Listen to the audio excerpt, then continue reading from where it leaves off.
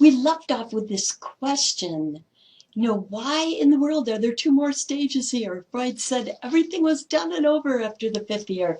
Remember that phallic stage is the fourth and the fifth year. And Freud thought that personality was all set. That would include your psychosexual development, the foundation of your sexuality. And that actually is exactly why he names this stage the latency stage. Latency meaning hidden or inactive.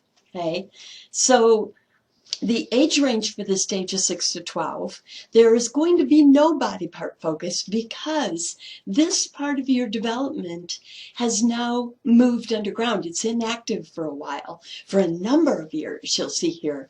And this is very important because something else needs to happen before your sexuality can be something that you share with another person. Hopefully something else happens, right? Hopefully a lot else happens. But basically, you have a lot of social skills to learn. And so that's what kids are concentrating on in this latency stage, is learning all of those social and emotional skills that are needed to handle a relationship. I mean, relationships are pretty powerful things. And unfortunately, a lot of young adults get into relationships and still don't have the emotional stability to handle like the types of jealousy that can come up or devastation from the relationship not working out and so on.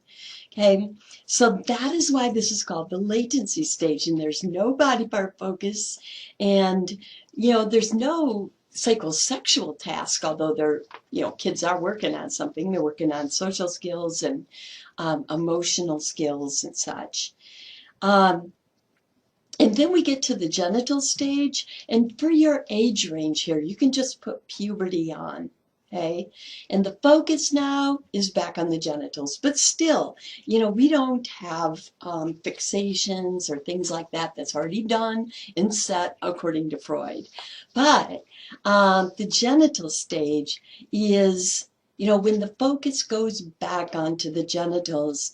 So the focus now psychologically is establishing an intimate relationship with another being, the possibility of that down the road. There's a big focus that starts at this age range, thinking about that, hopefully for quite a ways down the road. Hey, but certainly those thoughts do seem to be prevalent then. And so, what he's talking about is the genital stage being the one where physically you might be ready to share your sexuality with somebody else. But we now know that there are many other social and emotional skills that should come first too, right? So Freud's psychosexual stages. Now, sometimes students are interested in if they're taking really good notes. And you know that your very first test is coming up. And so this, I just wanted to set your mind at ease. This is an example of good notes from that anal stage. So you might want to pause the slide, compare it with your notes. And if you collected all of this information in your notes, it looks like you're taking really good notes. As long as you study them that thoroughly, you should do really well in the test. Okay? If not, it should give you a good clue of what kind of notes you want to start taking and maybe go back and take. One of the advantages of getting these video lectures is the fact that you can go back and you can pause, that kind of thing. Okay. All right, so moving on to Freud's therapy. Remember him saying to his colleagues, people seem to know things they don't know they know, right? He needs to get at information in the unconscious. And he found the best way to get there was to get the client to talk. The more he could get him talking, the more things leaked out So things are constantly leaking out of the unconscious. And the best way to deal with this is to get them talking. Now, we're going to look at some other techniques down the road here, but let's look a little further at his therapy. That is how it got this nickname, the talking cure. So the idea here is this is a strategy and therapy of talking with the goal of the client and the therapist receiving insight, right, especially into the unconscious.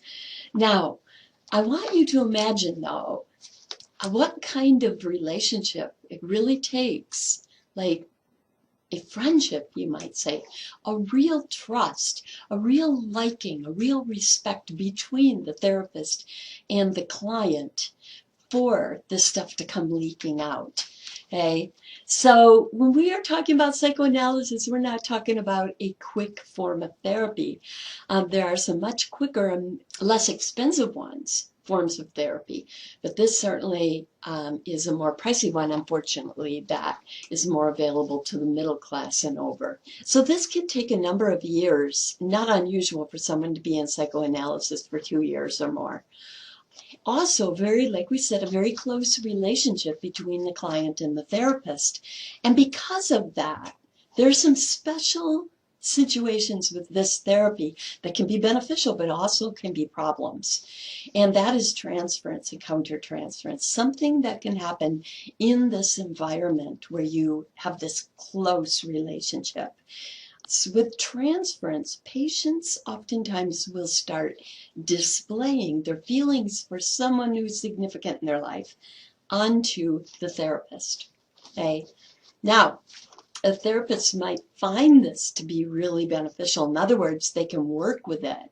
They can kind of play along with it, role play with it, even sometimes, to gain more insight into the unconscious. For instance, they might find out that the person or people in their life who they have the biggest issues with are always males, for instance, or male authority figures, or so on and so forth.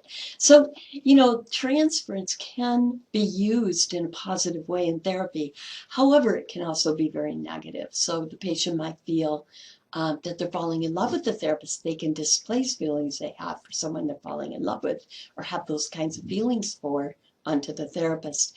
And that might or might not hurt the therapy and the relationship there, them feeling that way. And so sometimes people are really surprised to hear that psychoanalysts are in psychoanalysis themselves. They must be in order to keep their licenses. And they often will trade off these services with each other.